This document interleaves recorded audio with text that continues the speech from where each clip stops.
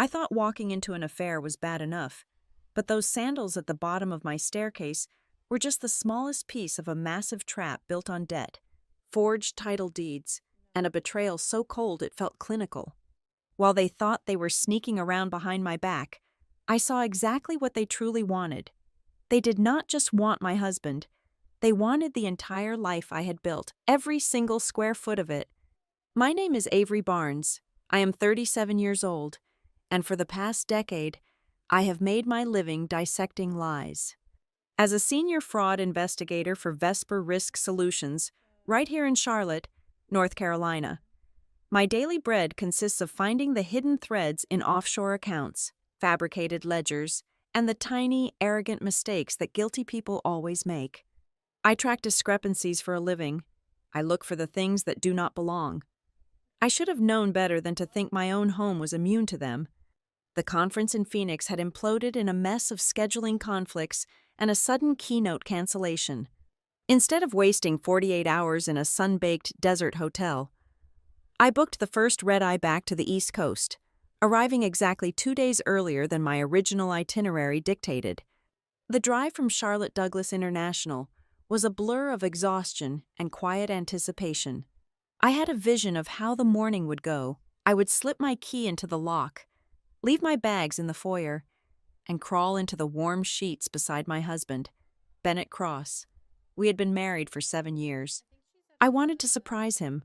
I wanted that soft, sleepy smile he gave me when he woke up to find me there, the heavy weight of his arm pulling me close against his chest. I turned the key in the front door with practiced silence.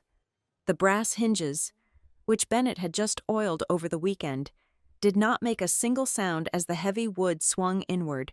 The house was bathed in the pale, muted light of early morning. The air conditioning hummed its familiar, steady rhythm, pushing cool air through the vents I had paid to upgrade just last spring. Everything felt perfect, peaceful, deeply mine. Then I looked down. Right at the bottom of the custom oak staircase, resting casually against the pristine white baseboard, was a pair of shoes.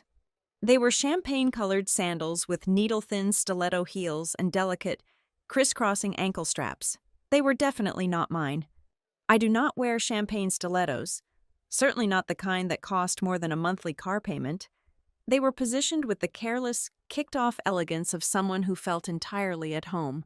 My brain, trained by years of rigorous corporate investigation to recognize patterns and catalog evidence, immediately matched the shoes to a face: Tessa Wren. She was a high-end luxury real estate broker, the kind of woman who wore immaculate silk blouses to dusty construction sites and always smelled vaguely of expensive bergamot and generational wealth.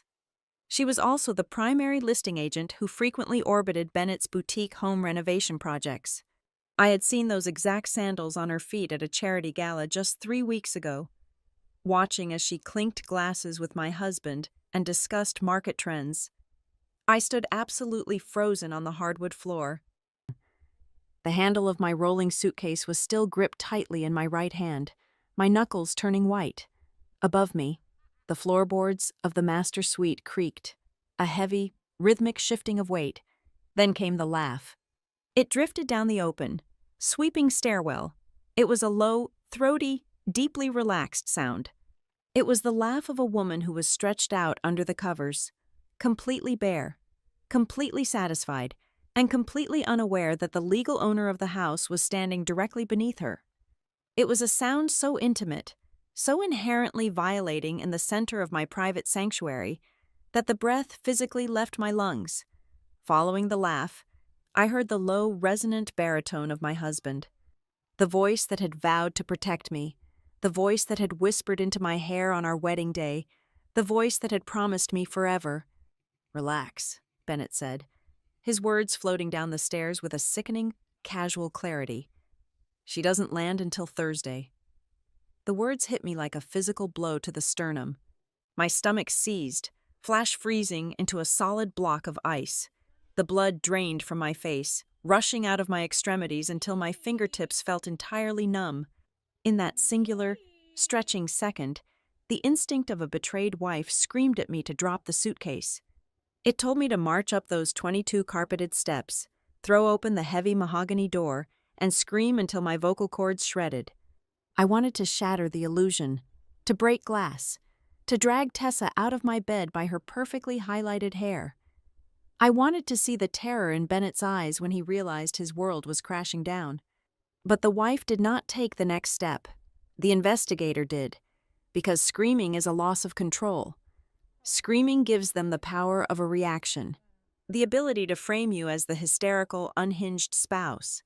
And if there is one thing I have learned from interrogating embezzlers and corporate thieves, it is that the moment you let them know you are onto them without securing your evidence first, they will spin, deny, and destroy everything in their path to save themselves. I lowered the handle of my rolling suitcase. I did not drop it. I guided it down until it rested silently against the hallway wall. I reached into my trench coat pocket and pulled out my smartphone.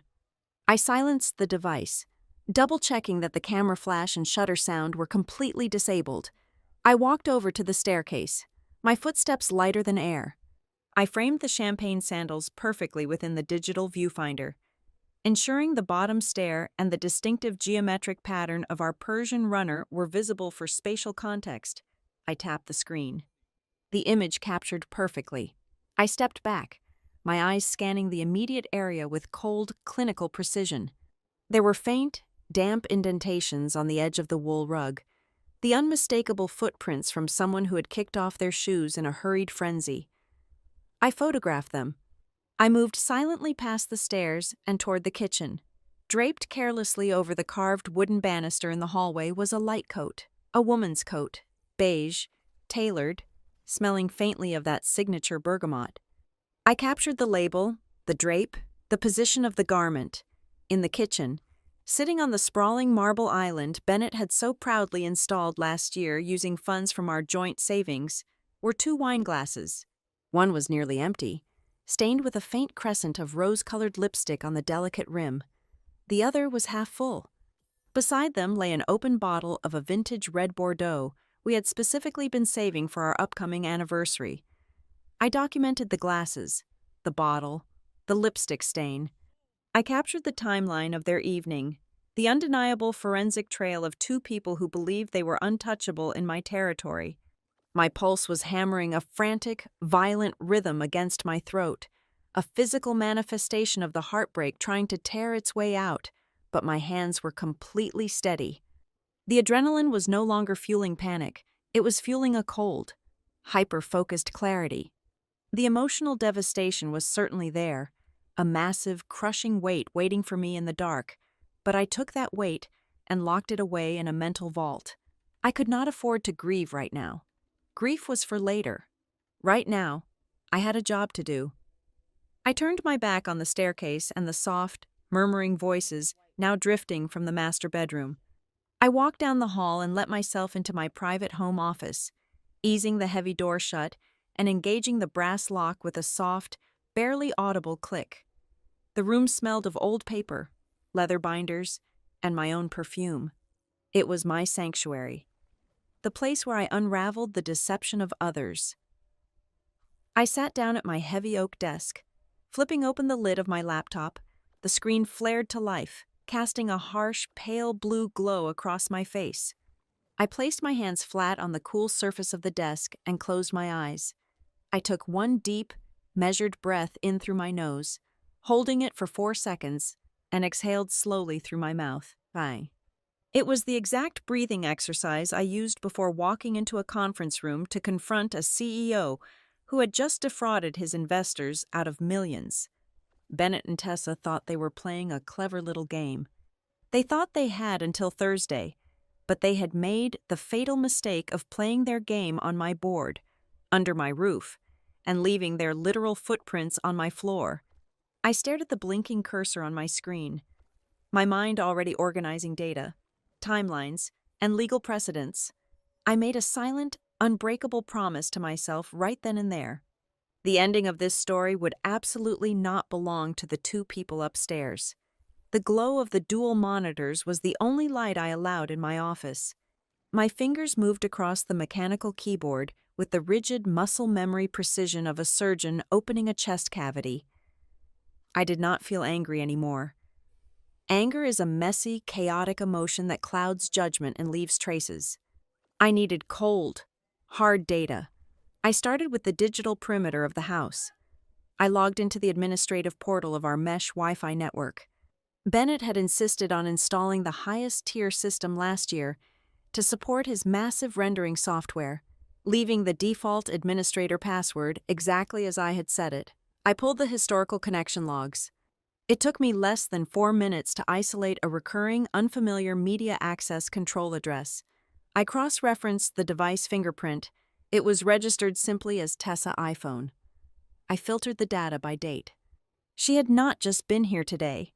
Her device had automatically authenticated and joined our private network on 14 distinct Wednesdays over the past 3 months. 14 times she had walked through my front door, comfortable enough to let her phone sync to my router. Next, I accessed the cloud dashboard of our home security system. I pulled up the event history, downloading the raw spreadsheet. I noticed a glaring, repeated anomaly. The motion sensors on the second floor, specifically the master bedroom and the upstairs hallway, had been manually bypassed from the main keypad. I aligned these bypass timestamps with my own corporate travel calendar. Without a single exception, the second-floor sensors were only disabled on the exact days I was scanning my boarding passes at the airport for out-of-state fraud conferences. They had automated their deception down to the minute. But affairs are common. Affairs are boring. I investigate white-collar crime, and in my world, when people get comfortable sneaking around, they start cutting corners in other areas. I opened the application utility for our heavy-duty laser printer, the one sitting just 3 feet away from my desk. The machine keeps a local spooling log of the last 500 printed documents.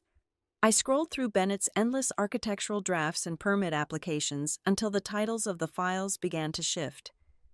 2 weeks ago, someone had printed a copy of our original property deed.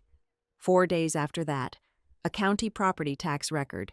Then, a topographical boundary survey of our exact parcel. I stared at the screen, the silence of the house suddenly feeling very heavy. Why would Bennett need a physical copy of a boundary survey for a property we had occupied for 7 full years?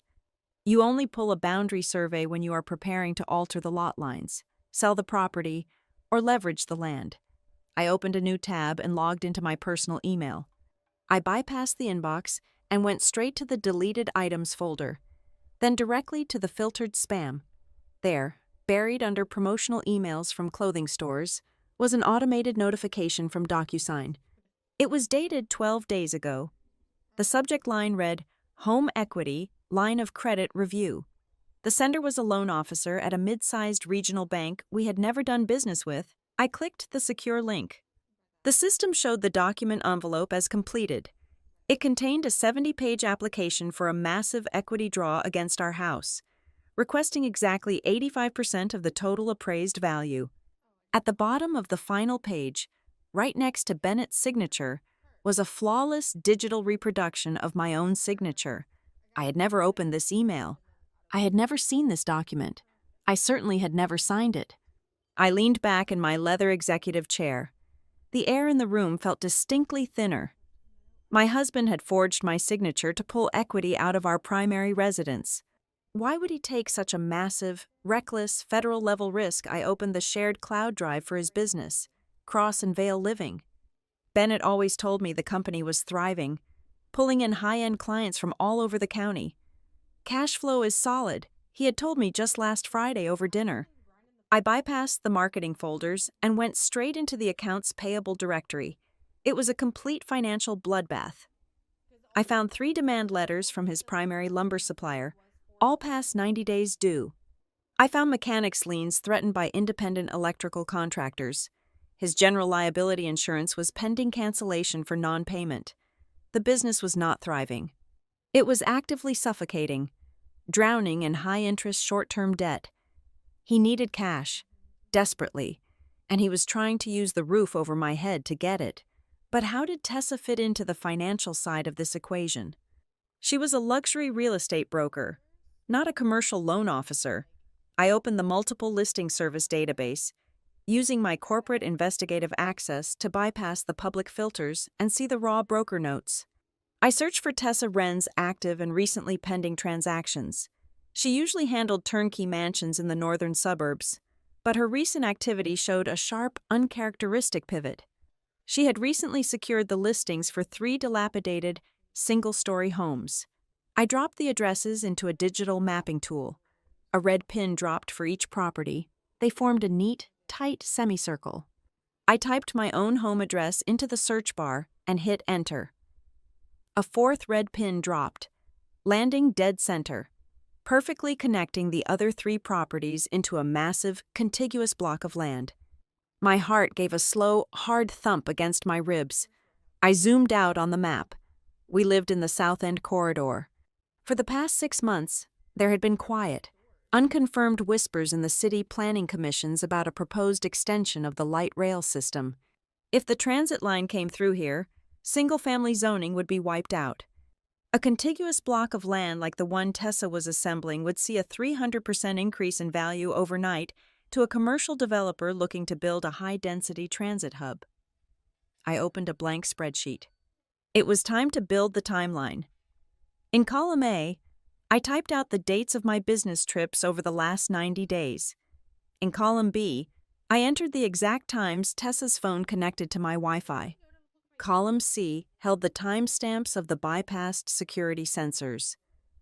Column D recorded the exact hour the property deeds and boundary surveys were printed. In column E, I listed the dates Bennett had put on our shared calendar as late-night client dinners. Finally, in column F, I added the dates Tessa secured the listings for the 3 neighboring properties. I highlighted the rows and ran a simple sorting algorithm. The data aligned with terrifying, absolute perfection. Every time I boarded a plane, Tessa walked into my house. While they were upstairs, Bennett was downstairs printing my property documents. The day after Tessa secured the 3rd neighboring lot, Bennett initiated the fraudulent home equity loan to get the cash they presumably needed to buy me out or force a sale. I sat in the cold glow of the monitors, the digital evidence staring back at me. The sickness in my stomach was entirely gone, replaced by a terrifying, crystalline focus. This was not a mistake. This was not a crime of passion, a momentary lapse in judgment, or a husband seeking comfort in the arms of another woman because he felt neglected. The champagne sandals, the half-empty glasses of wine, the hushed laughter floating down the staircase were all just the operational cover. The affair was entirely real, but it was secondary. It was an affair, but it also served as cover for a calculated, multi-million-dollar real estate conspiracy. They were not just sleeping together in my bed. They were conducting a hostile takeover of my financial existence. They were using my blind trust, my grueling travel schedule, and the very foundation of my home to build their own empire. They thought I was just a wife who would cry, pack a bag, and hire a divorce attorney who would settle for half the savings account. They did not realize they had just invited a senior corporate fraud investigator to dissect their lives. I closed the spreadsheet, saving it to a secure, encrypted flash drive. I was going to tear their entire world apart, brick by stolen brick. I opened a new browser tab and navigated directly to the portal for our joint personal checking account. If Bennett was bleeding his business dry, I needed to see if the infection had spread to our shared assets. I bypassed the standard dashboard and downloaded the raw comma-separated values file for the past 12 months. I did not want a summarized pie chart. I wanted the bare, unvarnished transaction data. I imported the file into my spreadsheet and began filtering out the daily noise of groceries, utility bills, and gas station charges.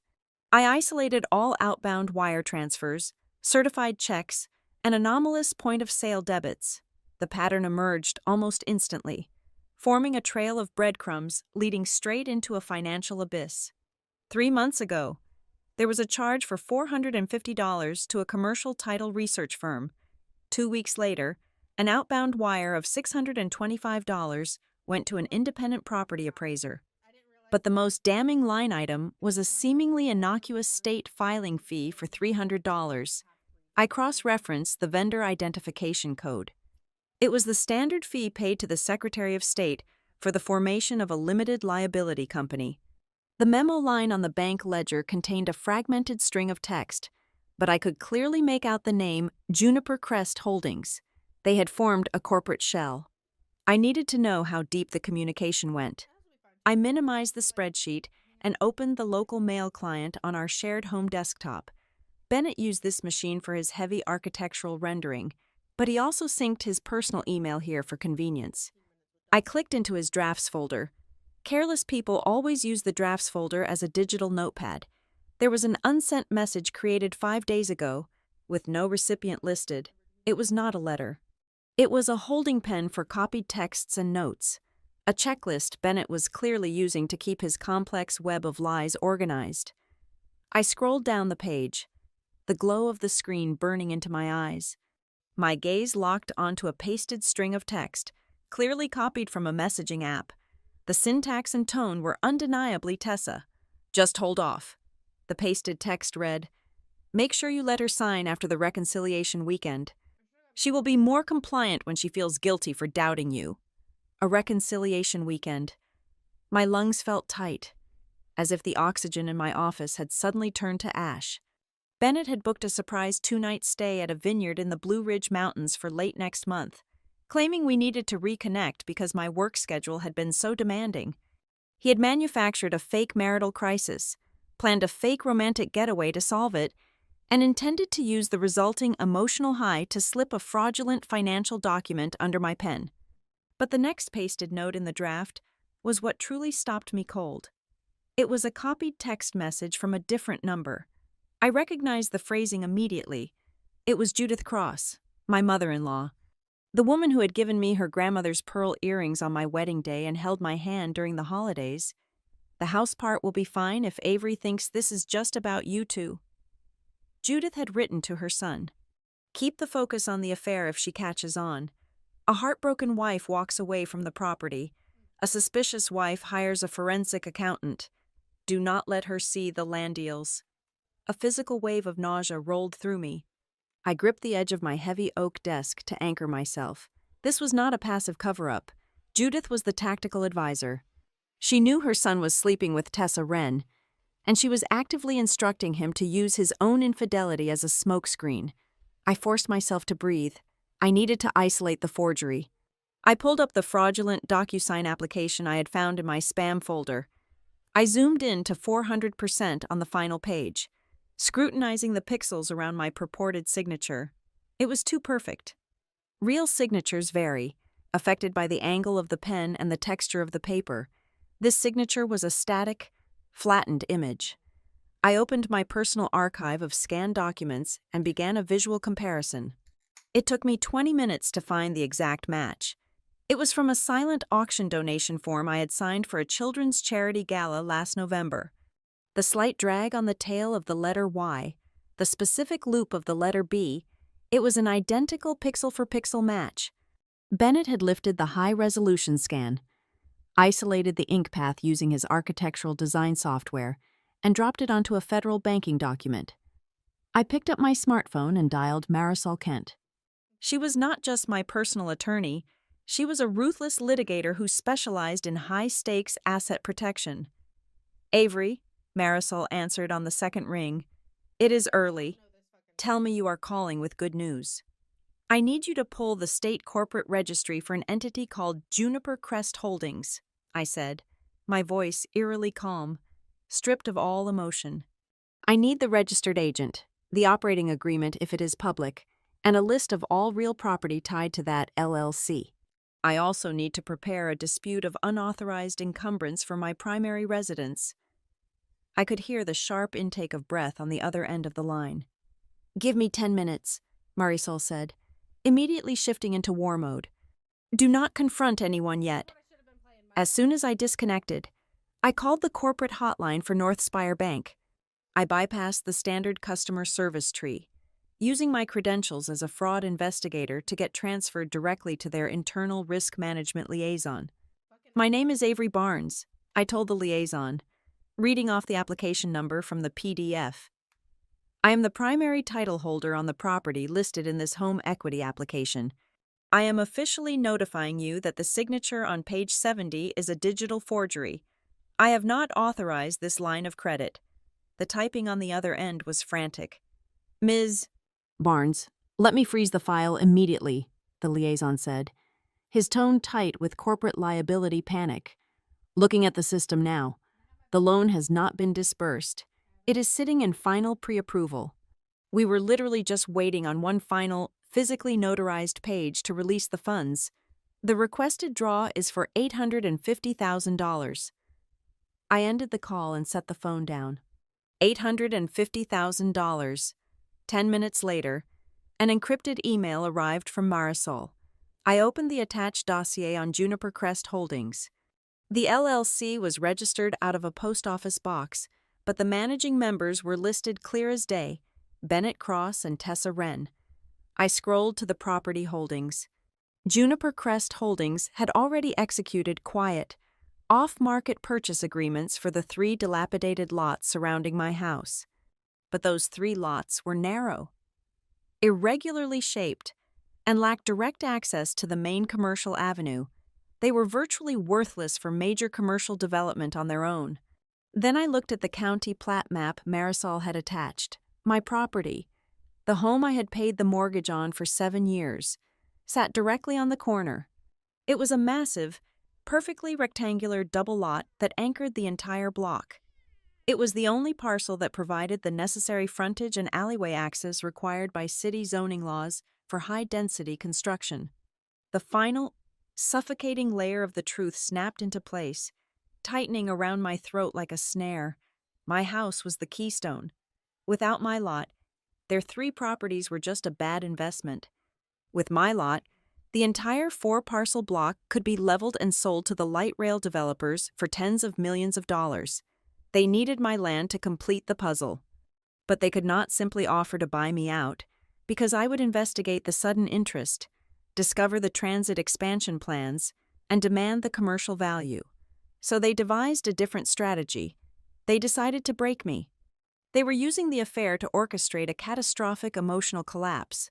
They wanted me to walk in on them, or find a staged piece of evidence, and completely shatter. They banked on the cliché that a betrayed, devastated wife would be so blinded by heartbreak and humiliation that she would just want out. They expected me to sign away my rights to the marital home in a swift, agonizing divorce settlement, desperate to escape the memories of the bed they had defiled. Tessa was not just stealing my husband. Bennett was not just cheating on his wife. Judith was not just protecting her son. They had weaponized my marriage, turning love and trust into tactical instruments to execute a multi-million-dollar real estate heist. They thought they had trapped me in an emotional cage, unaware that I now held the blueprints to the lock. I stepped out of my private office and walked down the hallway toward the kitchen. My movements were deliberate, unhurried, and grounded in a terrifying, absolute certainty. I reached into the upper cabinet, pulled down my favorite heavy ceramic mug, and placed a fresh pod into the espresso machine. The low grinding hum of the brewer was the only sound in the house, a steady vibration that mirrored the newly hardened, rhythmic thumping of my pulse. I poured a splash of cold almond milk into the dark liquid, stirred it exactly 2 times, and leaned back against the cool edge of the marble island. I knew I would not have to wait very long. The thick oak floorboards of the upper hallway groaned a soft warning. Then came the unmistakable sound of 2 people descending the stairs. They were speaking in hushed, intimate murmurs, completely wrapped in the arrogant, fragile bubble of their presumed secrecy. Bennett stepped into the visual frame of the kitchen first, casually adjusting the collar of his wrinkled linen shirt. Tessa was trailing just a half step behind him, running a manicured hand through her perfectly tousled hair. A deeply satisfied, lazy smile rested comfortably on her face. Bennett looked up, his eyes locked onto mine across the expanse of the kitchen. The physical reaction was instantaneous and violent. His forward momentum stopped so abruptly that Tessa stumbled right into his broad shoulder. The color drained from his face in an instant, leaving his skin a sickly gray. His jaw dropped open, but his vocal cords completely failed him. Tessa peered around his arm, her lazy smile instantly shattering into a mask of pure shock. They looked exactly like 2 people caught in the sudden, blinding beam of a high-powered searchlight. I took a slow, measured sip of my coffee. The ceramic was warm and comforting against my palms. I did not raise my voice. I did not throw the mug.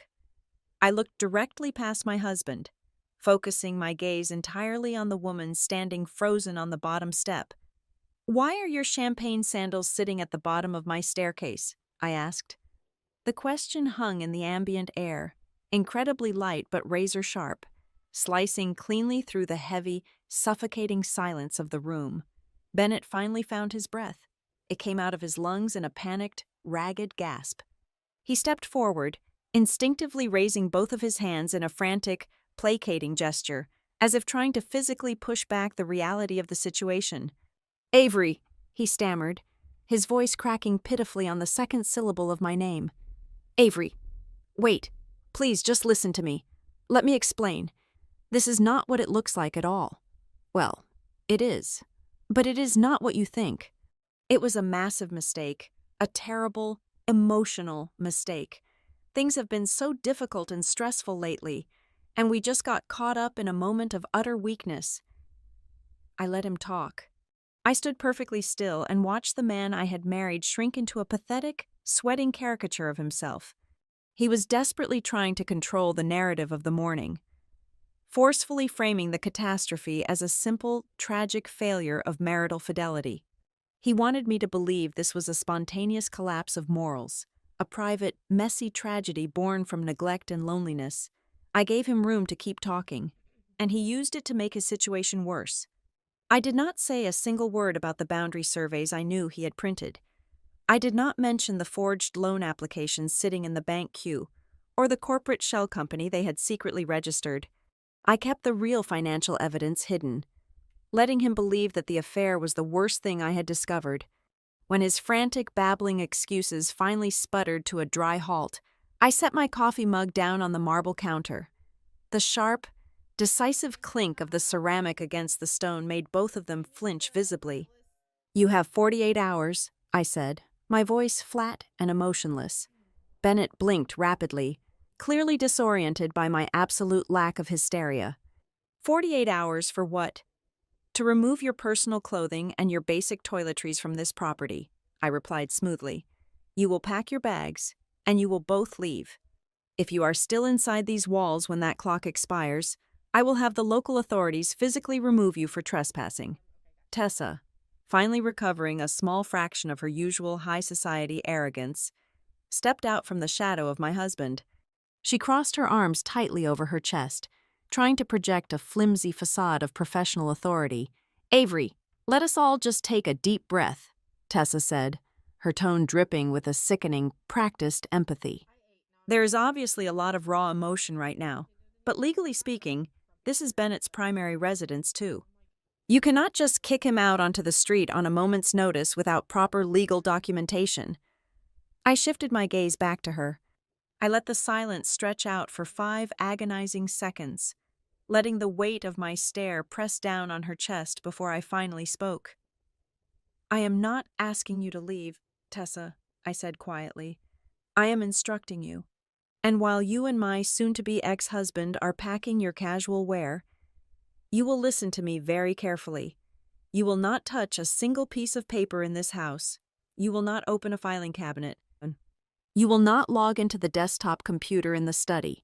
Every document, every printed sheet, every digital file under this roof is now considered potential evidence." Tessa's arrogant posture evaporated instantly. The word evidence hit her like a physical strike to the face. The faint, flushed blush of her recent activities vanished entirely, replaced by a stark, terrified pallor. Her eyes darted anxiously toward the home office down the hall, then snapped back to me, the sheer panic finally breaking right through her polished exterior. She understood the precise, crushing weight of that specific vocabulary. Before either of them could formulate a coherent response, the heavy brass lock on the front door clicked loudly. The heavy wood swung open, and the bright, aggressively cheerful voice of my mother-in-law echoed brightly through the foyer. "Hello?" Judith called out, the sound of her sensible low heels clicking briskly against the hardwood. "I brought over those fabric swatches for the dining room chairs we talked about last week." She walked confidently into the kitchen, a canvas tote bag slung casually over her shoulder, a perfectly practiced, warm smile plastered across her face. She stopped dead in her tracks when she saw the three of us locked in our chilling, silent tableau. She looked at Bennett's pale, sweating face, then at Tessa's trembling hands, and finally at my completely rigid, composed posture. "Oh my," Judith murmured, her smile faltering just a fraction of an inch. "Am I interrupting something important?" She was an incredible actress. If I had not read that unsent text message on the computer, I would have completely believed the performance. I would have thought she was just an innocent, loving mother walking blindly into the catastrophic fallout of her son's horrible life choices. "Not at all, Judith," I said, my voice warming into a dangerously polite, conversational register. "Your timing is actually perfect. Bennett and Tessa were just leaving the premises. We were just having a very brief discussion about the current state of the property." Judith shifted her weight awkwardly, her eyes flicking nervously toward her son. "The property? I am afraid I do not understand." I picked up my coffee mug again, holding it with both hands. "Yes, I am initiating a comprehensive title insurance review on the house starting first thing tomorrow morning. It is just standard procedure when a marriage dissolves. I need to make absolutely sure the deed is secure and completely unencumbered by any outside claims before we begin the formal asset division." The reaction was entirely microscopic, but to a trained fraud investigator, it was as loud and obvious as a distress flare. Bennett just looked confused and deeply devastated, his mind still entirely trapped in the superficial narrative of the affair. He genuinely thought I was just being vindictive about the real estate because my heart was broken. But Judith did not look at Bennett. The very moment the words "title insurance review" left my mouth, Judith's eyes snapped directly across the room to Tessa. It was a sharp, calculating, utterly terrifying look. It was the desperate look of a commanding officer realizing a critical, highly classified flank had just been breached. Tessa met the older woman's gaze, giving a microscopic, trembling shake of her head, a silent, damning confirmation of absolute disaster. In that single, fleeting exchange of glances, the entire power dynamic of the room shifted under my feet. My husband was a fool. He was a vain, financially desperate man who thought he was playing a clever, independent game of deception. He thought he was the mastermind securing his own financial bailout. But watching the silent, panicked communication pass between the luxury broker and the smiling mother-in-law, the final, ugliest truth crystallized perfectly in my mind. Bennett was nothing but a pawn. He was the most visible, expendable piece on the board, easily manipulated by the women around him. He was just the blunt instrument they were using to crack open my vault. The real architect of this nightmare was not the sweating man crying in my kitchen. It was the woman standing in the doorway, clutching a bag of fabric swatches. At precisely 8 o'clock the following morning, Marisol and I were sitting in the heavily soundproofed conference room of her downtown law firm. We did not waste a single second discussing the emotional collapse of my marriage. We were there to execute a surgical, preemptive strike on their financial infrastructure. Our first move was filing a formal notice of dispute, a lis pendens, with the county records office. This legal maneuver effectively placed a massive, brilliantly glowing warning sign directly over my property deed. It loudly broadcasted to the entire financial world that the ownership of the house was currently under severe legal contest. From that exact second forward, any attempt to record a new lien, execute a transfer of deed, or finalize a mortgage would immediately trigger a hard, impenetrable stop. The house was locked down. By 9:30 in the morning, North Spire Bank took decisive action based on my direct warning from the previous afternoon. Their internal risk management team escalated the file to their highest tier of fraud investigation. The pending home equity line of credit was completely frozen in the system. The regional loan officer who had been carelessly pushing the paperwork through the approval queue was temporarily suspended pending a ruthless internal audit. The bank flagged the forged signature and the irregularly submitted, unverified notary stamp, officially classifying the application as a suspected federal lending crime. We did not stop at the bank. At exactly 10 in the morning, Marisol unleashed the spoliation letters.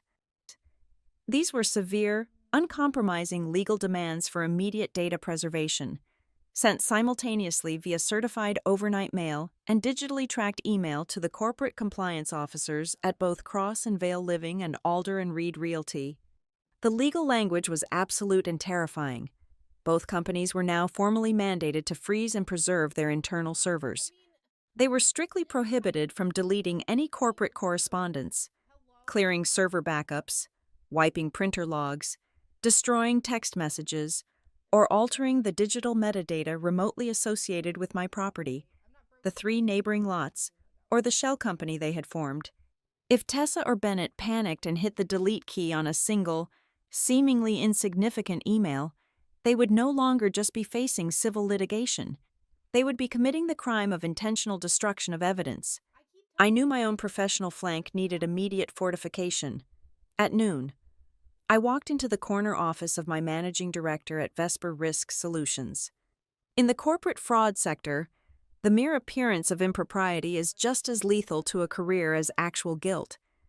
I sat down and laid out a sanitized, heavily redacted, but factually precise version of the unfolding situation. I explicitly declared a potential conflict of interest. Over the past 3 years, Tessa had casually referred a handful of wealthy, high-net-worth clients to our firm for private portfolio risk assessments. By proactively disclosing the incoming, highly volatile litigation against her and my husband, I built an impenetrable firewall around my career. My director thanked me for my absolute transparency, immediately locked my professional files behind a secondary security clearance protocol, and assured me my position, my salary, and my industry reputation remained completely untouchable. I was the investigator, not the liability. The ripple effects of our rapid-fire legal assault hit Bennett first. By Wednesday afternoon, the financial shockwaves began to tear through his architectural renovation business. When North Spire Bank officially flagged the fraudulent loan application, their automated systems triggered a cascading series of alerts across the major commercial credit reporting bureaus. Bennett's existing business credit lines, which I now knew were already stretched to their absolute breaking point, were suddenly subjected to emergency algorithmic reviews. His primary commercial lender saw the massive, outstanding debts to his lumber and electrical suppliers combined directly with the fresh, glowing fraud alert. They panicked. Without a single warning phone call, they completely froze his operating capital account. When Bennett tried to swipe his corporate card to pay a vendor that afternoon, it was harshly declined. He could not make his weekly payroll. He could not buy basic materials for his active job sites. His entire company began to asphyxiate in real time, completely cut off from the artificial financial oxygen he had been living on. Tessa was faring absolutely no better. Alder and Reed Realty was a prestigious, highly conservative brokerage that survived entirely on elite discretion and spotless generational reputations. When their in-house legal compliance department received Marisol's data preservation demand outlining severe allegations of coordinated real estate fraud, title manipulation, and forged financial instruments, they did not hesitate for a single moment. The managing broker called Tessa into his office and quietly, brutally pulled her off her 2 most lucrative, high-profile listings in the northern suburbs. She was stripped of all her active client access and placed on an indefinite, unpaid administrative leave pending the results of their own rigorous internal investigation. Her polished headshot and contact information were immediately scrubbed from the active agent roster on the company website. In the cutthroat, hyper-competitive world of luxury real estate, being suddenly benched and hidden away during the peak spring selling season was an absolute professional death sentence. Her reputation was bleeding out, and she had no way to stop it. While their professional lives rapidly imploded under the weight of my legal filings, I focused on securing the physical architecture of their betrayal. I hired a private, independent digital forensics specialist, a former federal cybercrime contractor who charged an exorbitant hourly rate and was worth every single penny of it. He arrived at my house on Thursday morning carrying a heavy protective case full of specialized data extraction hardware. I stood in the doorway of the home office and watched as he systematically bypassed the passwords and cloned the entire hard drive of the shared desktop computer. He created a mathematically perfect, legally admissible mirror image of the machine, capturing every deleted file, every hidden folder, and every microscopic piece of metadata. He meticulously extracted the internal memory cache directly from the laser printer, permanently mapping the exact creation dates and times of the PDF documents Bennett had maliciously manipulated. We established a flawless, bulletproof chain of custody for every piece of digital evidence in the house. By late Friday evening, the 48-hour eviction window I had mandated was a distant memory. The house was completely empty of his tailored suits, his expensive cologne, and his architectural drafting tubes. The silence in the home was no longer heavy or suffocating. It was clean, sharp, and entirely mine. My phone vibrated on the marble kitchen island. It was a call from a cheap, extended-stay motel located way out by the interstate highway. Bennett had finally broken the silence. "Avery, please," Bennett begged the moment I answered the call. His voice was completely stripped of all its former arrogant warmth and smooth confidence. He was reduced to a hollow, exhausted, trembling rasp. "My business bank accounts are completely locked down. My subcontractors are actively threatening to sue me for breach of contract. Tessa is absolutely terrified she's going to lose her broker license permanently. You have made your point. I am sorry. I am so incredibly sorry. Can we please just sit down with a neutral mediator and figure out how to untangle this marriage without burning everything we have built to the ground?" I stood perfectly still, looking out at the clean, quiet hallway, my eyes resting briefly on the spot at the bottom of the staircase where the champagne Sandals had been sitting just a few days ago. I kept my voice steady. I did not need to scream, cry, or throw insults. The power I held did not come from volume. It came from certainty and proof. "We are not untangling a marriage. Bennett," I told him, my words sharp, measured, and lethally calm. "You unilaterally dissolved the marriage the exact moment you decided to forge my signature on federal banking documents. I am dismantling a coordinated criminal enterprise, and I will not stop until the entire structure you built is reduced to dust."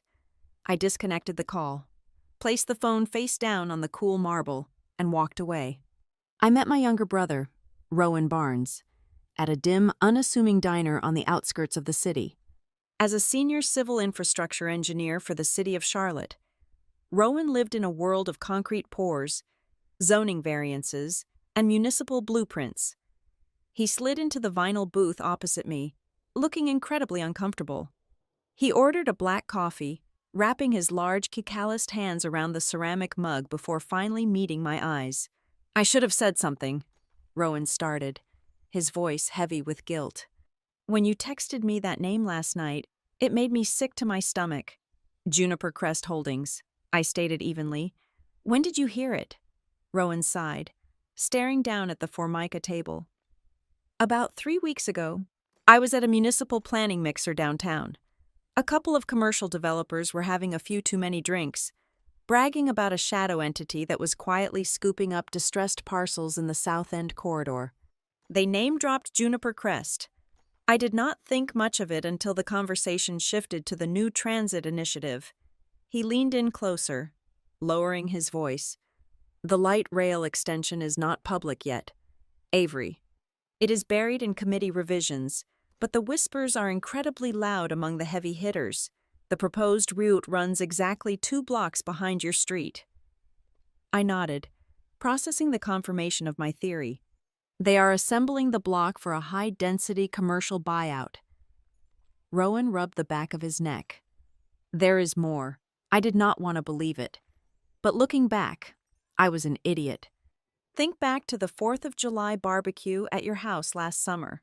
Do you remember when your mother-in-law cornered me by the grill? The memory surfaced sharply. Judith Cross, holding a crystal glass of iced tea, chatting amicably with my brother while Bennett and I were busy setting up lawn games in the backyard. She asked me a very specific, very strange set of questions. Rowan continued. She started asking about urban density laws. Then she hypothetically asked how much a standard residential block in your specific neighborhood would increase in value if someone managed to buy up 4 contiguous lots and get them rezoned for commercial transit use. I told her the multiplier would be astronomical, easily 5 to 10 times the current residential appraisal. "And you kept this to yourself?" I asked, keeping my tone carefully neutral. "It was a casual conversation over hot dogs," Rowan pleaded defensively. She framed it as an idle curiosity about real estate trends. "If I had come to you and said your mother-in-law was secretly plotting to bulldoze your house based on a 5-minute chat at a cookout, you would have thought I was losing my mind. I did not want to light a match in your marriage without actual proof." I could not blame him. Judith was a master of the invisible maneuver. "Why my house specifically?" "Rowan, Tessa already secured the 3 houses adjacent to mine. Why do they need my property to make the deal work?" Rowan reached into his jacket pocket and pulled out a folded, scaled printout of my neighborhood's plat map. He smoothed it out on the table and tapped a heavy finger directly onto the square representing my home. "Because of the alley," he explained, tracing a faded gray line that bordered the rear of my property. "The 3 lots Tessa bought are landlocked by the main arterial road on the front and private property on the sides. The City Zoning Commission requires any new high-density commercial structure to have dedicated, separate rear access for commercial waste management and delivery vehicles. Your house sits on the only corner lot that touches the municipal alleyway." I stared at the map. The geometry of their greed was perfectly laid out before me. "Without your specific parcel," Rowan concluded, "those other 3 lots are completely useless for a mega development. The city will deny the commercial zoning permit. Your house is the bottleneck. It is the keystone. Whoever controls your deed controls the entire multi-million-dollar transit hub project." It made terrifying sense. Judith had identified the gold mine. She knew her son was married to the woman sitting on the literal gateway to a fortune. "There is one last thing," Rowan said softly, his expression turning grim. "Since you told me about the forged loan application, I made some calls to a few commercial bond underwriters I know in the construction sector. Avery, Bennett's financial situation is not just bad. It is a catastrophic, unrecoverable crater." He slid a piece of notebook paper across the table. It contained a list of numbers that made my breath catch in my throat. "Bennett owes his primary lenders and mezzanine investors upwards of $3 million, Rowan whispered. "He took on massive commercial bridge loans for those boutique renovations, and when the supply chain choked last year, his carrying costs buried him. He is facing total bankruptcy, asset seizure, and potentially criminal fraud charges from his own investors if he does not inject a massive amount of capital into his holding accounts by the end of this fiscal quarter." I sat back against the rigid vinyl seat, the pieces of the puzzle locking together with a deafening, final click. Bennett was not just trying to steal a little equity to float his business. He was a drowning man looking at a 10-year prison sentence. The land deal was his singular desperate exit strategy. Selling the assembled block to the transit developers would generate enough cash to wipe out his $3 million debt, with plenty left over for Tessa and his mother. But there was a major obstacle in their path. I owned half the house. Worse, I was a seasoned fraud investigator who managed the household finances with an iron grip. If Bennett simply asked me to sell the house, I would demand appraisals, review the market trends, and inevitably discover the impending light rail expansion. I would realize the true commercial value of our land. I would never agree to a rapid, quiet, undervalued sale to a shell company. They needed me gone, and they needed me to leave the house behind without asking any questions. The sheer psychological cruelty of their strategy washed over me, a dark, freezing wave. The affair with Tessa Wren was never a reckless crime of passion. The champagne sandals left at the bottom of the stairs, the half-empty wine glasses deliberately placed on the counter, the hushed laughter designed to carry down the hallway. It was all a meticulously choreographed stage play. Sex was nothing but the bait. The real estate was the ultimate target. Judith and Bennett had weaponized his infidelity. They manufactured an emotionally devastating betrayal, intending to use my own broken heart as a crowbar to pry me out of my home. They calculated that a deeply humiliated, grieving wife would be entirely consumed by the trauma of the affair. They expected me to hire a divorce attorney, demand a swift dissolution of the marriage, and sign a quitclaim deed to wash my hands of the marital residence just to escape the agonizing memories of the bed they had defiled. My pain was supposed to be their ultimate distraction. My shame was supposed to be the very tool they used to blindfold me while they robbed me blind.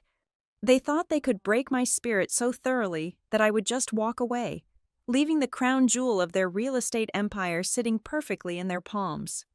I looked down at the cold, black coffee in front of me. I had spent my entire adult life hunting down corporate thieves who hid behind complex spreadsheets and offshore accounts. But this was an entirely different breed of monster. This was a family that had decided to butcher my soul to balance their checkbook. "Are you okay?"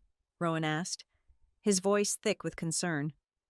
I picked up the plat map, folding it carefully and sliding it into my leather bag. The lingering sting of a failed marriage was completely gone, incinerated by the cold, brilliant fire of absolute clarity.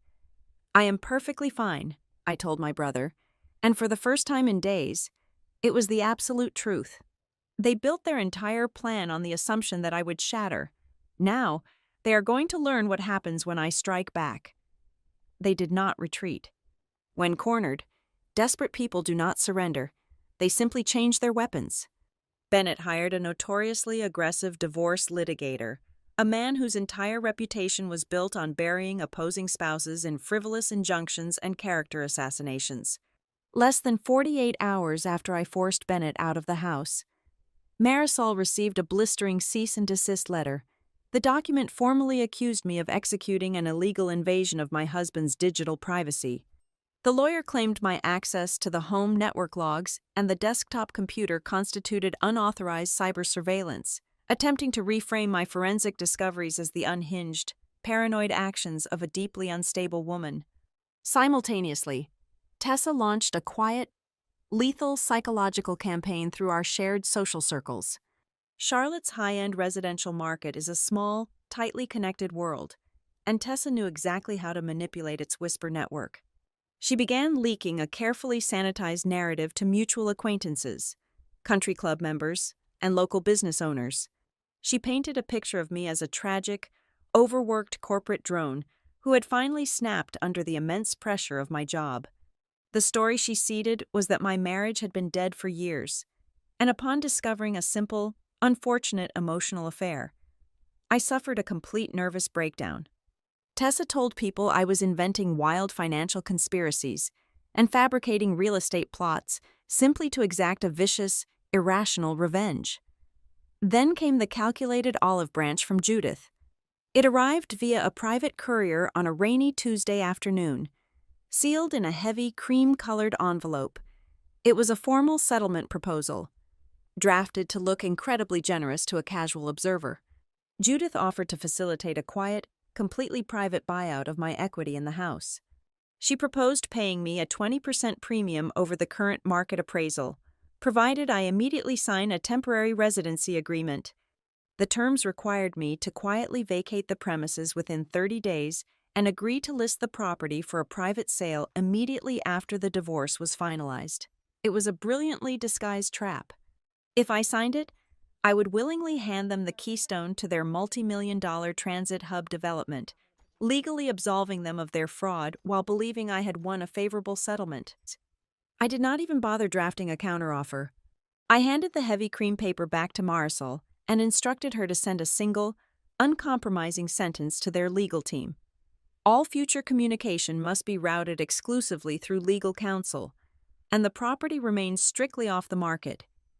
But their combined assault was beginning to take a severe toll on my daily life.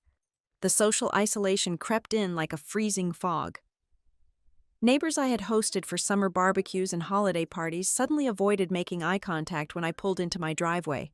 Women I had considered casual friends suddenly took days to return a simple text message, their replies clipped and painfully polite. When I walked into my usual neighborhood coffee shop, the lively chatter would abruptly drop in volume, replaced by sideways, assessing glances. They were looking at me not with sympathy, but with deep, uncomfortable caution. They had heard Tessa's whispers. They genuinely wondered if I was the villain of my own life, a bitter, paranoid woman trying to destroy her husband over a broken heart.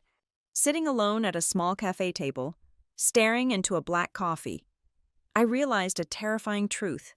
The collective ostracization of my community, the sudden loss of my social standing, actually hurt more than the initial sight of those champagne sandals.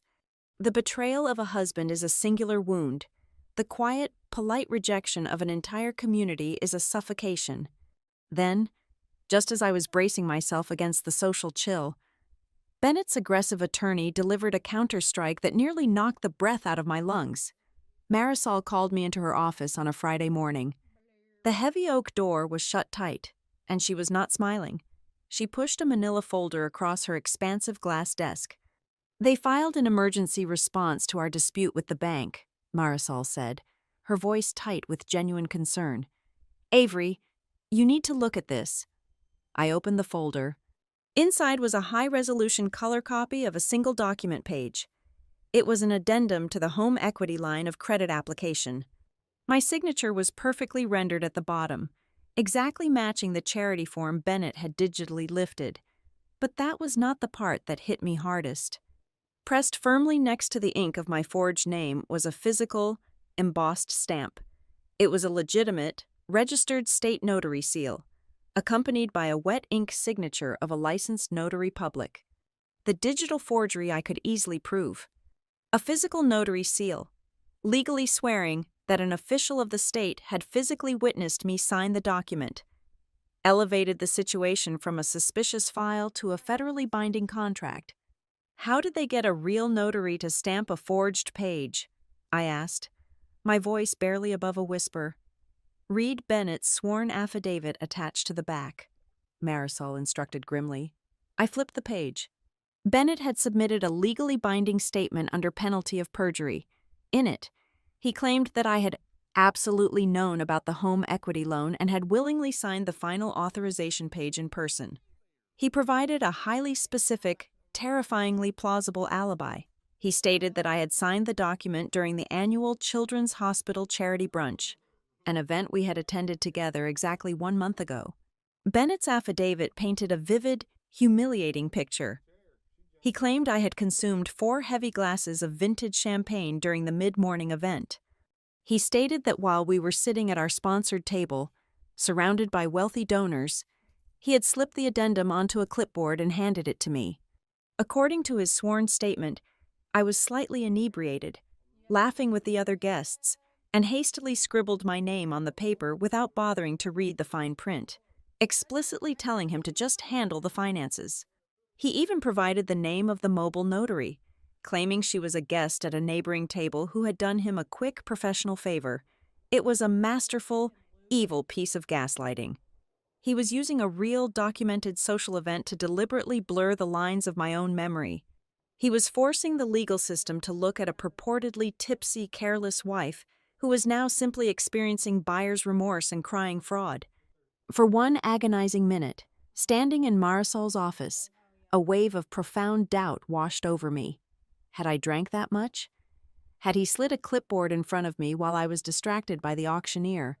The human memory is incredibly fragile, highly susceptible to suggestion and stress. If they took this to a civil judge, the court would look at the raised seal, read the plausible narrative of a distracted, champagne-soaked brunch, and rule in his favor. I closed my eyes, took a deep breath, and slammed the steel doors of my mental vault shut on the panic. I am a senior corporate fraud investigator. I do not rely on fragile memories, and I certainly do not let guilty men rewrite my reality. I opened my eyes and looked directly at Marisol.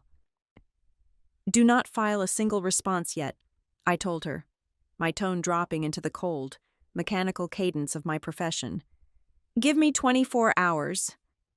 I left the law firm and drove straight home. I walked into my office, locked the door, and opened my laptop. I was not going to argue with Bennett's attorney in a courtroom. I was going to surgically dissect his manufactured reality. I started with the transportation. I logged into my rideshare application account and pulled the digital receipt from the day of the brunch. The log showed the vehicle picked us up at exactly 10:15 in the morning and dropped us back at our house at 2:30 in the afternoon. I had the absolute chronological boundaries of the event. Next, I pulled my personal credit card statements. Bennett claimed I drank 4 glasses of vintage champagne. But I knew the charity event only provided 1 complimentary glass of cheap Prosecco at the door. All premium alcohol was sold at a cash bar to raise additional funds. I found the itemized charge from the hotel's catering service. It was for $12, exactly enough for 2 sparkling waters. I had absolute financial proof of my sobriety. Then, I went after the visual timeline. Charity galas are the most heavily documented social events on Earth. I tracked down the website of the professional photography company hired for the brunch. I paid a $300 rush fee to access the complete, unedited digital gallery of over 2,000 raw images. I sat in the dark for 6 hours, scrutinizing every single photograph, analyzing timestamps, background angles, and table arrangements. I was building a minute-by-minute, indisputable forensic reconstruction of that afternoon, determined to prove that the clipboard, the signature, and the mobile notary were nothing but a desperate, elaborate lie. I sent the text message from a completely untraceable burner phone I had purchased with cash at a local pharmacy. The message contained only a time, a location, and a single demand. 3 o'clock this afternoon. The Oak Lounge at the Grand Hotel, no lawyers, just us. If you tell Bennett, the offer is completely off the table. I arrived 30 minutes early. The Oak Lounge was a dark, cavernous space lined with heavy mahogany panels and sound-absorbing velvet curtains. It was the kind of place where old money went to have quiet, undocumented conversations. I chose a small, circular table tucked securely into a secluded corner alcove. I ordered a glass of sparkling water. I opened my leather handbag, unlocked my smartphone, activated the high-definition voice memo application, and slipped the device back inside, leaving the golden clasp perfectly unfastened to expose the microphone. Exactly at 3 o'clock, Tessa Wren walked through the heavy brass doors. She wore her confidence like a tailored suit of armor. Her designer trench coat was draped perfectly over her shoulders, and her chin was tilted upward in a posture of arrogant superiority. She scanned the room, spotted me in the shadows, and glided over with the predatory grace of someone who firmly believed she had already won the war. She slid into the velvet chair across from me and signaled the waiter for a dry martini. I let my shoulders slump. I actively drained the sharp, investigative focus from my eyes, replacing it with the dull, hollow stare of a deeply broken woman. I needed her to believe that the social isolation, the forged notary document, and the relentless legal pressure had finally cracked my foundation. I cannot fight a war on 3 different fronts, Tessa, I said, keeping my voice low and weary. The vicious whispers at the country club, the endless attorney fees, the sheer suffocating humiliation of this entire ordeal. I am completely exhausted. I just want a clean break. Tessa's posture relaxed instantly. The tight defensive tension melted away from her neck. She took a slow, elegant sip of her cocktail, tasting the sweet flavor of total victory. She thought she had successfully starved me out of my own life. I knew you would eventually see reason, Tessa replied smoothly, her voice dripping with practiced, condescending empathy. This never had to be a bloodbath. Judith always said it would just take a little bit of time and pressure to make you see the reality of the situation. Judith seems to know exactly how I operate, I murmured softly, tracing the rim of my water glass with a trembling finger. Tessa leaned forward, entirely too comfortable, completely eager to boast about their strategic brilliance. She is an incredibly pragmatic woman. She told Bennett from the very beginning that the house would become emotionally compromised for you the exact moment you found out about our arrangement. She said, no proud woman wants to sleep under the same roof where her husband brought his lover. She knew you would be desperate to sell the property and walk away, just to escape the memories. A cold thrill shot straight down my spine. The psychological trap had just snapped shut. She had just admitted, out loud and on a crystal-clear digital recording, that the affair was not a mistake of passion. It was a calculated, premeditated mechanism designed by my mother-in-law to force the rapid sale of a highly valuable asset. I kept my facial expression perfectly blank, swallowing the triumphant smile threatening to break across my lips. Pragmatic is certainly one word for it, I replied quietly. But I am genuinely curious. Tessa, Did Bennett happen to be pragmatic when he told you the actual bottom-line number on his commercial debts? Tessa frowned slightly, a tiny, uncomfortable ripple disrupting her serene composure. Every developer carries short-term bridge loans. It is the standard cost of doing business in luxury real estate. It is a few $100,000. Once we close the land assembly and flip the entire block to the Municipal Transit Authority, the payout will cover his arrears 10 times over. I let out a soft, hollow laugh. I leaned closer across the table, dropping my voice into a conspiratorial, chilling whisper. He owes his mezzanine lenders over $3 million. His primary business accounts are completely frozen. The general contractors are actively preparing to file mechanics liens on every single one of his active job sites by the end of the month. The color completely drained from Tessa's perfectly bronzed face. She stared at me, her mouth parting in silent horror. She was a seasoned real estate broker. She knew exactly what that catastrophic level of default meant.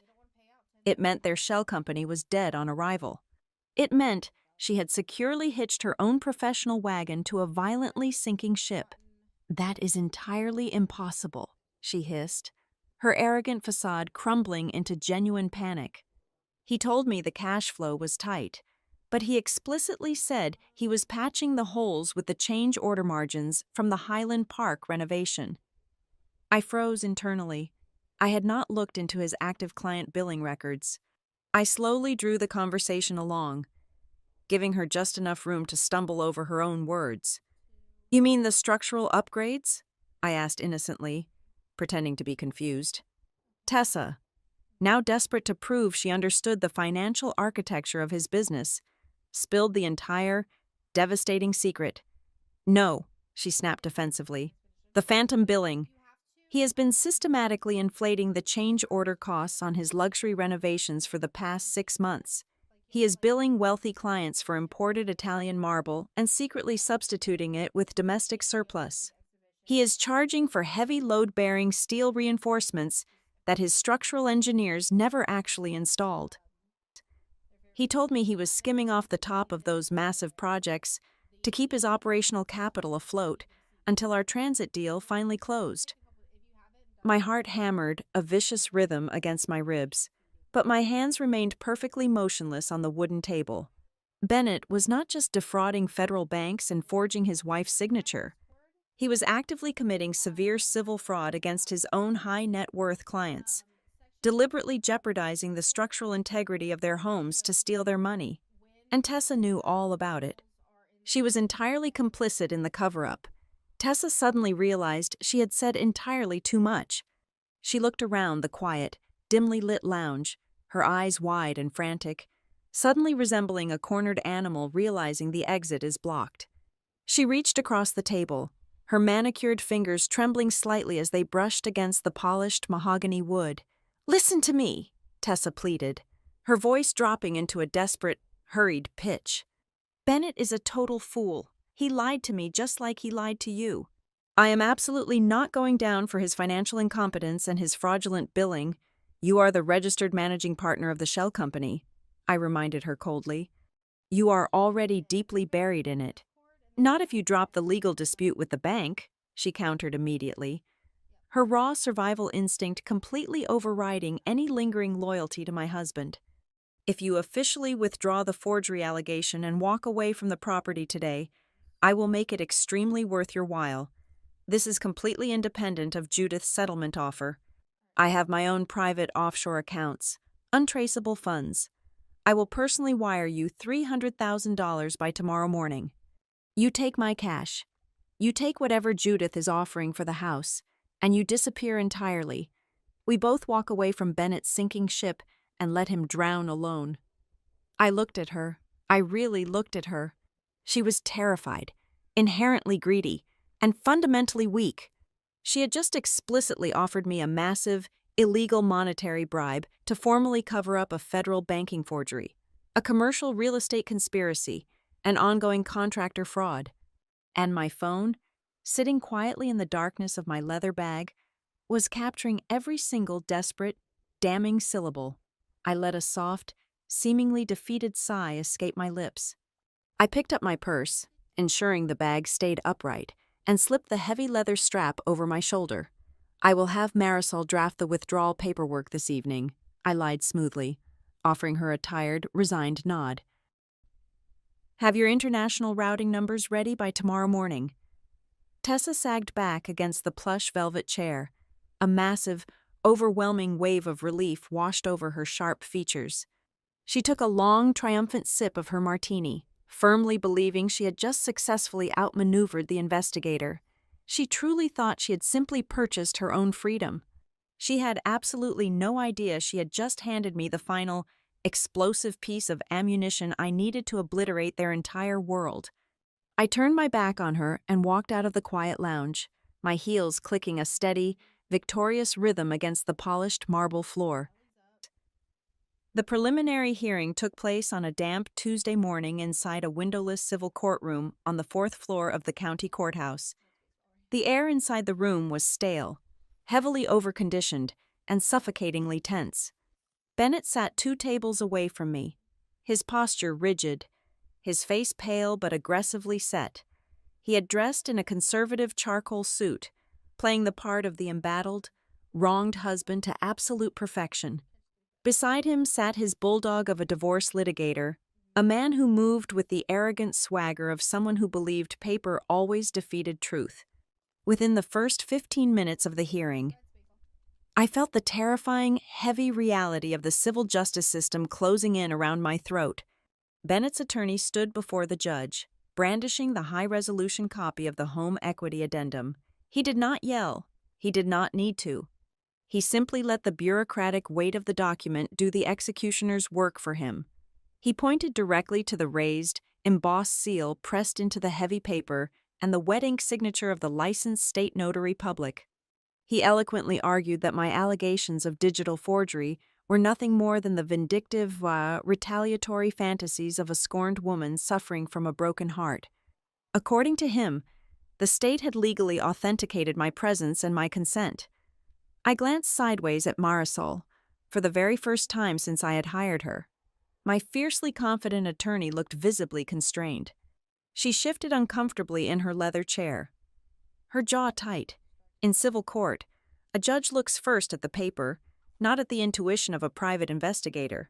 A registered notary stamp is the ultimate legal shield. Unless we could definitively prove the stamp itself was stolen or fabricated, the court was legally bound to accept the document at face value. Bennett was going to win. He was going to use the court's reliance on protocol to validate a federal crime and walk away with the keys to the entire transit hub fortune. I looked down at the physical copy of the disputed application resting on our defense table. Panic would not help me, so I pushed it aside. I did what I have done for 10 years. I stopped looking at the terrifying narrative and started looking at the microscopic, boring data. I traced my eyes past the flawless digital copy of my signature. I looked past the imposing circular notary stamp. I forced my vision down to the absolute bottom margin of the page, scanning the tiny, standardized, boilerplate text that banks use to catalog their infinite piles of administrative forms. My eyes locked onto a tiny string of alphanumeric characters, printed in a pale, 6-point font at the bottom right corner. I leaned closer, my breath catching sharply in my chest. I read the tiny print again. It was a document control code. It read, in plain English, revision date the 1st of June. I reached out and grabbed Marisol by the wrist, my grip tight enough to make her flinch. I pulled her close, pointing my index finger directly at the microscopic text. The charity brunch where Bennett swore under penalty of perjury that I signed this document took place on the 17th of April, I whispered, my voice completely steady, a cold thrill of absolute adrenaline flooding my veins.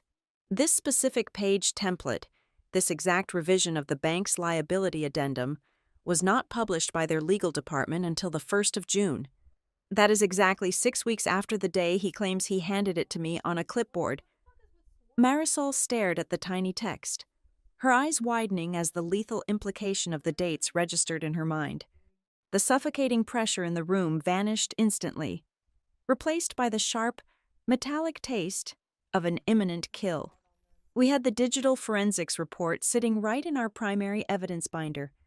I flipped to page 42. My independent cyber expert had mapped the metadata of the PDF template Bennett had manipulated on our home desktop. The creation date of the file matched the form revision code perfectly.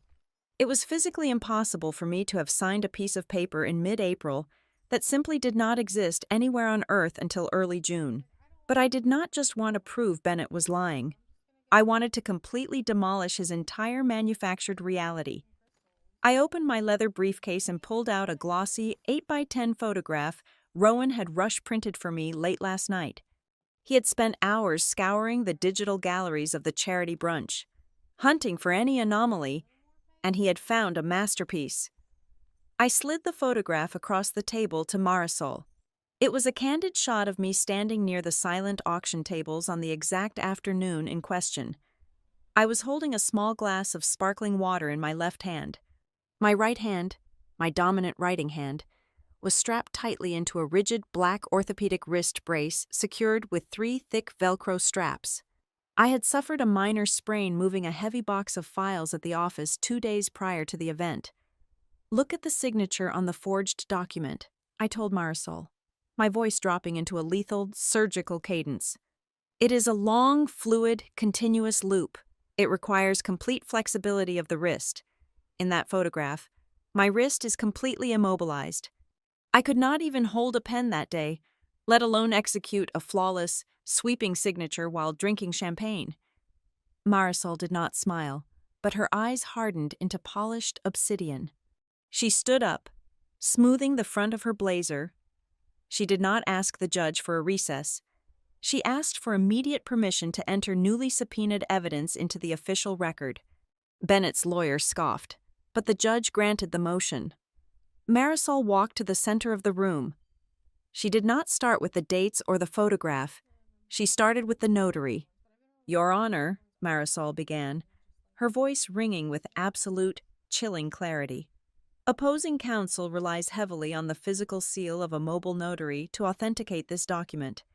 However, under a direct subpoena executed yesterday afternoon, we obtained the official, state-mandated logbook for that specific notary public. Bennett shifted in his chair. The aggressive posture began to melt off his shoulders. "The logbook confirms that the notary was nowhere near the charity brunch on the 17th of April," Marisol continued, raising a certified transcript into the air. "In fact, during an emergency sworn deposition conducted late last night under the threat of losing her state commission, the notary confessed. She admitted that she never met my client. She never witnessed my client sign anything. The silence in the courtroom was so absolute, I could hear the hum of the fluorescent lights above us." "The notary testified," Marisol said, turning slowly to look directly at Bennett's pale, sweating face, "that on the 3rd of June, a stack of pre-signed documents was brought directly to her private office by a woman she has done frequent, quiet business with in the past. An executive assistant who works exclusively for Mr. Cross's mother, Judith Cross. The notary was paid a premium cash fee to stamp a document that had already been manipulated. Swapping the final page into a pre-approved loan packet, Bennett's attorney shot up from his chair, frantically objecting, desperately trying to stop the bleeding. But the artery was already severed. Marisol ignored him completely. Walking over to the judge's bench and laying down the forensic metadata report, the macro photograph of the document revision code, and the high-resolution picture of my immobilized wrist. They forged a signature in April on a document that was not printed until June, and bribed a state official to cover their tracks. Marisol concluded coldly, "This is not a dispute over a marital asset. Your Honor, this is a coordinated, multi-party conspiracy to commit mortgage fraud, identity theft, and perjury." I sat perfectly still at the defense table. I watched Bennett's jaw tremble. I watched his aggressive, highly paid lawyer slowly sit back down, staring at the evidence with the hollow, defeated look of a man realizing his client had just dragged him into a massive federal crime. In the span of exactly 45 minutes, the entire architecture of their trap completely collapsed. The scandal they had so carefully designed to humiliate me, to isolate me, and to quietly steal my home had just violently inverted. They were no longer fighting a broken, weeping wife in a civil dispute. They were now staring directly down the barrel of a multi-agency criminal investigation. The final mediation was not held in a cramped courthouse. It was held in the expansive, glass-walled boardroom of a neutral arbitration firm on the 50th floor of a downtown high-rise. Outside, the city of Charlotte sprawled under a clear, pale blue sky. Inside, the temperature was set to a freezing 64 degrees. Bennett sat across from me, looking like a hollowed-out shell of the man I had married. His aggressive litigator was now entirely silent, reduced to a glorified witness. Next to them sat Tessa, clutching her designer handbag like a life preserver, flanked by her newly retained criminal defense attorney. And at the far end of the long mahogany table, sitting perfectly upright with her hands neatly folded, was Judith. She still wore her mask of maternal concern, though the edges were beginning to fray. Marisol did not raise her voice. She did not pace the room. She simply opened a thick black leather binder and began to deal the cards of their destruction. She laid out the entire, uninterrupted sequence of events. She detailed the synchronized schedule of the affair. She presented the forged home equity application alongside the perjured notary log. She mapped out the shell company's quiet acquisition of the 3 neighboring lots. Finally, she produced the forensic accounting of Bennett's inflated construction invoices. The air in the room grew suffocatingly dense. The mediator, a retired federal judge, stared at the documents with grim, absolute comprehension. When Marisol finished, she looked directly at Tessa. She outlined the impending civil liabilities, the absolute certainty of the real estate commission revoking her broker license, and the criminal referrals being prepared for the district attorney regarding the forged bank documents. Self-preservation is a powerful, ugly instinct. Tessa cracked. She did not just confess. She aggressively turned state's evidence right there at the table. Her attorney slid a manila envelope across the polished wood. Inside were printed transcripts of encrypted text messages, secure voice notes, and the original, unredacted draft of the operating agreement for the shell company. "I am not going to federal prison for a family of sociopaths," Tessa stated, her voice shaking but venomous. "I was just the broker." Judith orchestrated the entire land assembly. She funneled the initial deposit money from her late husband's trust. Tessa tapped her manicured finger against the printed operating agreement. The document clearly showed that while Bennett and Tessa were listed as managing partners, an anonymous proxy holding 95% of the voting rights and equity was directly controlled by Judith Cross. I watched Bennett as the reality of the document slowly registered in his mind. He stared at the signature line, his eyes wide and vacant. For months, he had operated under the delusion that he was a brilliant, rogue architect executing a daring financial maneuver to save his failing business. He thought he was partners with his mother and his lover. But looking at the brutal, unfeeling legal text, the truth finally crushed him. He was never the mastermind. He was just the easiest, most disposable tool in his mother's toolkit. Judith had positioned him to take the absolute brunt of the federal forgery charges while she remained insulated behind corporate firewalls, ready to reap the massive commercial transit payout. Bennett slowly turned his head to look at his mother. The betrayal on his face was absolute, a perfect, agonizing mirror of what I had felt standing in my own foyer weeks ago. Judith did not look back at him. She stared straight ahead, her lips pressed into a thin, furious, bloodless line. Realizing her invisible empire had just been dragged violently into the light. The collapse of their world was rapid, total, and utterly merciless. Within 14 days, the commercial developers driving the Shadow Transit project caught wind of the title dispute and the impending fraud investigations. They instantly severed all ties, refusing to touch the toxic, legally radioactive parcels. The shell company immediately defaulted on the short-term loans used to purchase the neighboring properties. Without the anticipated commercial buyout, Bennett's architectural firm violently imploded. The revelation of his phantom billing practices sparked a frenzy of audits from his former clients. Class action lawsuits were filed within the month.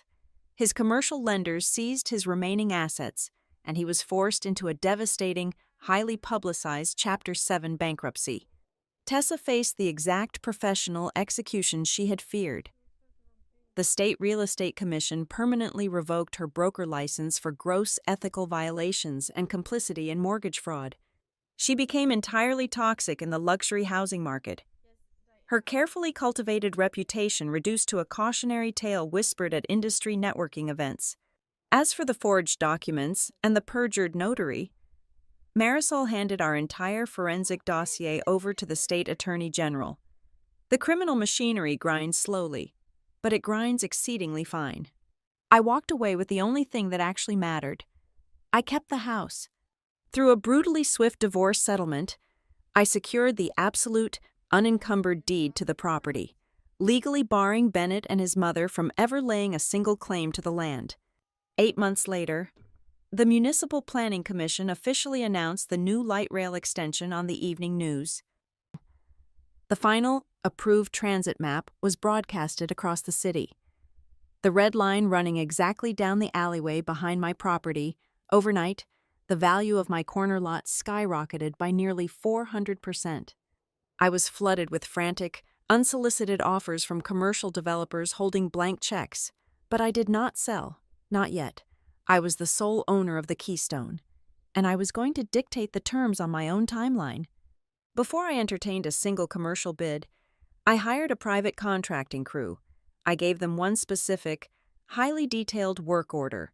I had them completely demolish the custom oak staircase in the center of my home. They tore out the heavy wooden banisters. They ripped up the vintage Persian runner where the damp footprints had been left. They stripped the structure down to the absolute bare studs. I replaced it with floating treads of polished concrete and thick, minimalist panels of tempered glass. I installed brilliant, recessed lighting along the baseboards, illuminating every single inch of the entryway. I did not rebuild the staircase to erase the memory of what happened there. I rebuilt it to fundamentally change the nature of the space. I wanted to transform the exact site of my deepest humiliation into a permanent, physical monument to my own absolute control. On the evening the renovations were finally completed, I stood alone in the center of the foyer. The house was completely silent, bathed in a clean, sharp, brilliant white light. I looked at the spot on the floor where I had first seen those champagne stilettos. They had plotted against me with mechanical precision. They had calculated my emotional fragility. They had banked heavily on my shock, my tears, and my inevitable retreat. They had planned for every possible reaction a heartbroken wife might have. But standing there in the bright, echoing hall, I smiled.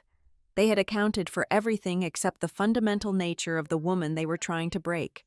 They never calculated that instead of asking why he did not love me anymore, I would ask the one question capable of destroying them all.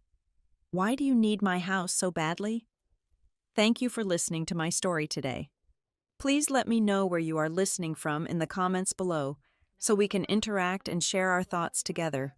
If you enjoyed this journey, please subscribe to the Boss Revenge Stories channel, like this video, and support me by hitting the hype button so this story can be heard by even more people.